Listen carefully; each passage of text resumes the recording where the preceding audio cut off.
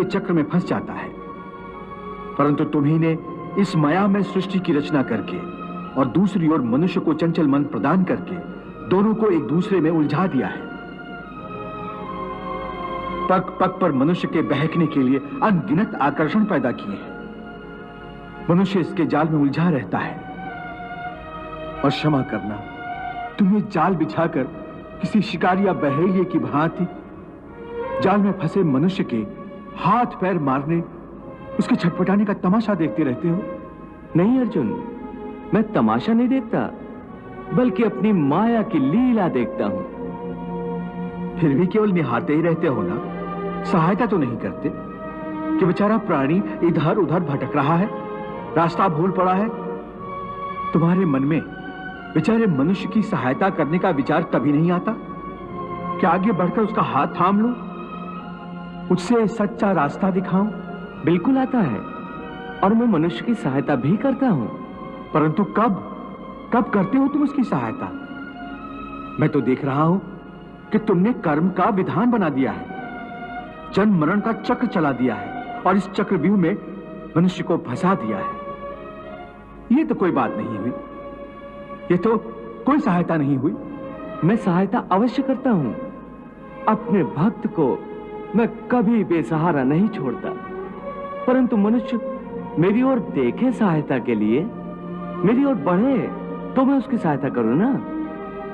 परंतु वो मेरी ओर बढ़ने के बजाय अपने अहंकार में डूबा रहता है, अपने बाहुबल के घमंड में पड़ा रहता है। वो तो इस भ्रम में पड़ा रहता है कि संसार में उससे बढ़कर कोई नहीं है। वो तो केवल अपनी बुद्धि और अपने बल पर ही भरोसा करता है। अपने बाहुबल पर उसे अपने परमात्मा से भी अधिक विश्वास होता है।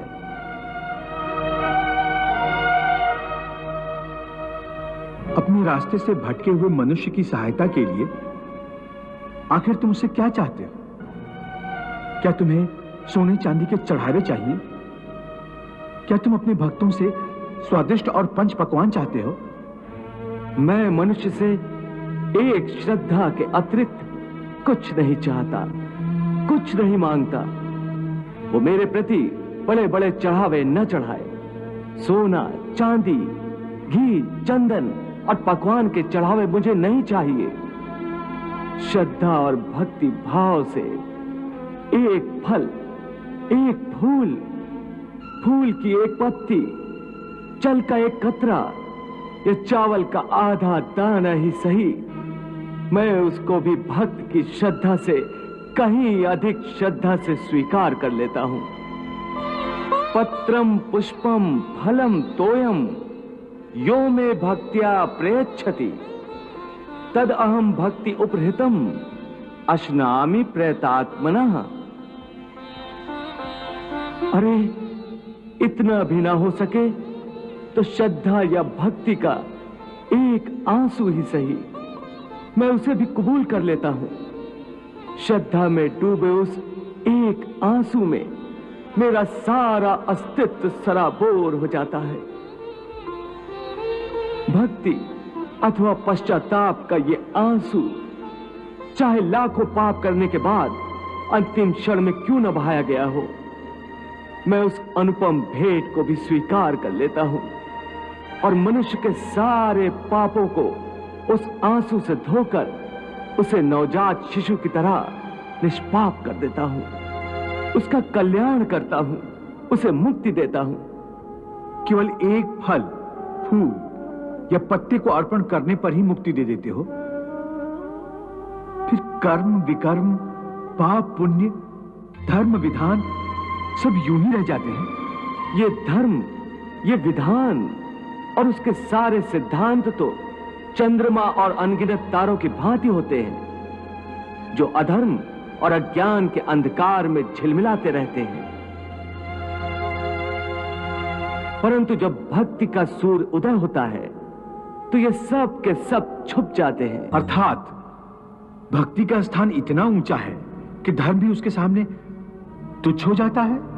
हां, परंतु आसक्ति से रहित भक्ति, जिसके लिए किसी पंडित प्रवचन किसी पूजा सामग्री की कोई आवश्यकता नहीं। हाँ, केवल एक शर्त है।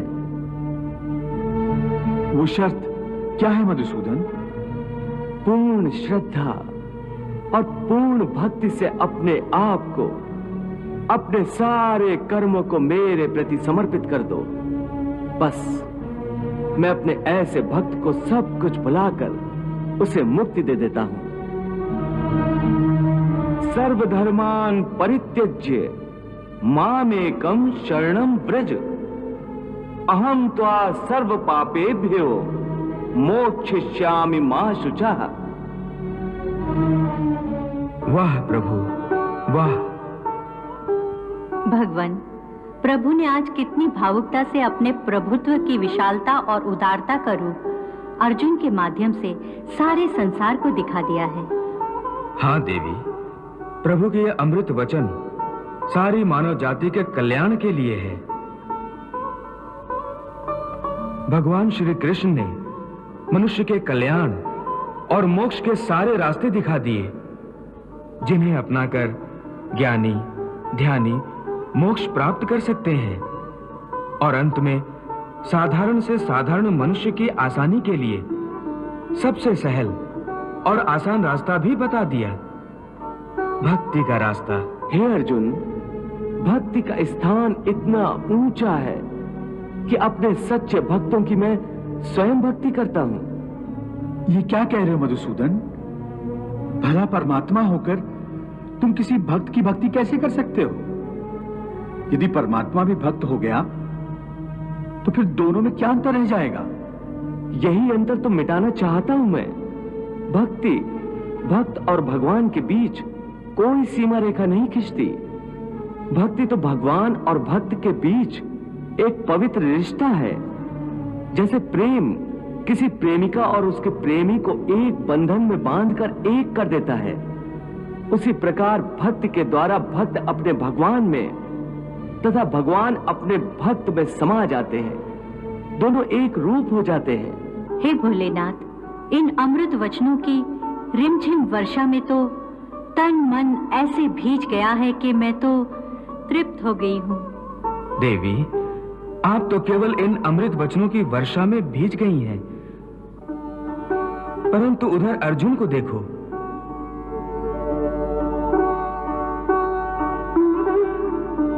इस अमृत वर्षा में तो उसका पूरा अस्तित्व, उसकी आत्मा तक ऐसे बदल गई है जैसे वर्षा के पश्चात धरती हरा जोड़ा पहनकर दुल्हन बन जाती है।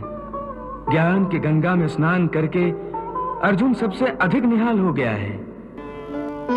हे मधुसूदन, ये कहना तो बहुत आसान है कि तुम मन पर काबू पालो, मन के स्वामी बन जाओ, परंतु यही तो सबसे दुष्कर कार्य है। हे केशव, मन तो वायु की तरह चंचल है।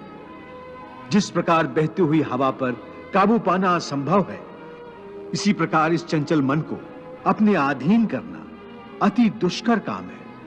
हे अर्जुन, तुम्हारा यह कहना सत्य है कि मन अति चंचल है।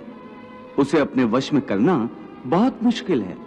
मुश्किल है जनार्दन, असंभव है। नहीं अर्जुन, मुश्किल अवश्य है, परंतु असंभव नहीं है। तुम्हारा कहना है कि मन को वश में करने का कोई तरीका, कोई साधन भी है? अवश्य है। क्या है वो तरीका? असंशयम महाबाहो मनो दुर्निग्रहं चलम अभ्यासेन तु कौन्ते वैराग्येण च गृह्यते। अर्थात मन को वश में करने के लिए उस पर दो तलवारों से प्रहार करना पड़ता है। एक तलवार अभ्यास की है और दूसरी तलवार है वैराग्य की। अभ्यास और वैराग्य? हाँ, अभ्यास और वैराग्य। देखो अर्जुन, अभ्यास का अर्थ है निरंतर अभ्यास। मन को एक काम पर लगा दो, वो वहां से भागेगा, उसे पकड़ कर लाओ, वो फिर भागेगा, उसे फिर पकड़ो। ऐसा बार बार करना पड़ेगा। जैसे घोड़े का नवजात शिशु एक क्षण के लिए भी स्थिर नहीं रहता, क्षण क्षण में इधर उधर फुदकता रहता है, उसी प्रकार मन भी क्षण क्षण में इधर उधर फुदकता रहता है। एक चंचल घोड़े की तरह मन भी बड़ा चंचल होता है, और ऐसे चंचल मन को काबू करना उतना ही कठिन है जैसे किसी मुंहजोर घोड़े को काबू करना। ऐसे घोड़े को काबू करने के लिए सवार जितना जोर लगाता है, घोड़ा उतना ही विरोध करता है और बार बार सवार को ही गिरा देता है।